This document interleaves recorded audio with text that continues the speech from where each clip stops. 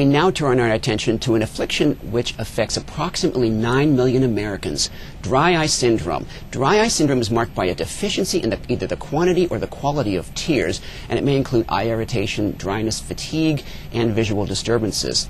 For better insight into this condition, as well as over-the-counter remedies and even surgical procedures, we're joined today by Dr. Arthur Benjamin, an ophthalmologist and the founder of the Benjamin Eye Institute. Hi, Dr. Benjamin, and welcome to Healthy Life. Good morning, Keith. So, what exactly is dry eye syndrome here?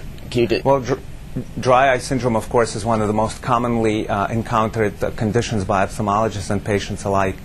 This is a condition when there's an imbalance between the quantity and quality of tears that is produced and the elimination of tears. Of course, things that affect the quality and quantity of tears that are produced is the age, the hormonal fluctuations in women. That's why the female part of the population is more commonly afflicted with the dry eye syndrome.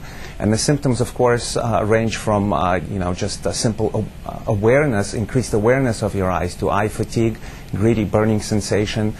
Signs include redness, stringy mucus. Symptoms usually get worse as the day progresses and as visual tasks and demands increase, such as using the computer or reading, stuff like that.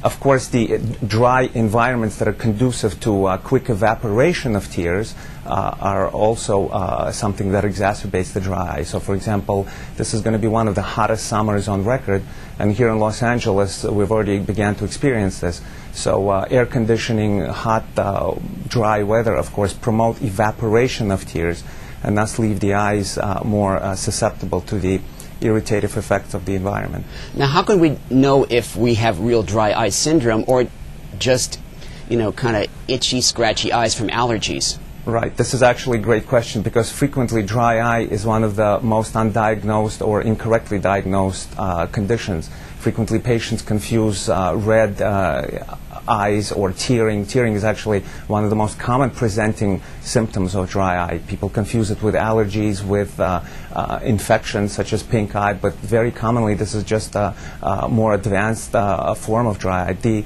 diagnosis is fairly simple to make by a trained professional such as an ophthalmologist or an optometrist, and includes examination of the ocular surface, and there are simple tests to measure the quality and quantity of tears that is produced. Yeah, I didn't know this until I did some background research here, but tears are not just salty water. There are actually several components to tears. Can you tell us about those? Absolutely. The tear film is actually consists of 3 layers. There's a mucoid layer which promotes the adhesion of the, or better sticking of the fluid to the ocular surface. Then there is the aqueous tear layer which actually provides the moisture and the volume to the tears.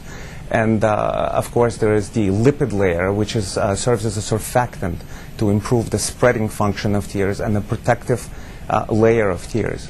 Now, each one of these components is actually produced by different parts of the eye, and different portions of the tear film are affected in different conditions. Now, there is such a thing as you said, like a decreased secretion or production of these, but can't there also be other situations where, like, disease conditions that can lead to a dry eye syndrome? Absolutely. There's various internal or intrinsic conditions that reduce the natural production of tears, such as, for example, autoimmune disorders such as arthritis, lupus, pregnancy, change of life, or menopause causes reduced production of tears, aging process. Certain frequently medications, for example, cold remedies, will induce a dry eye. Medications that are used for the treatment of blood pressure frequently cause dry eye. So the birth control pills and other things of this nature. And you mentioned treatment. What treatment can we have for dry eye syndrome? There are some over-the-counter treatments, true?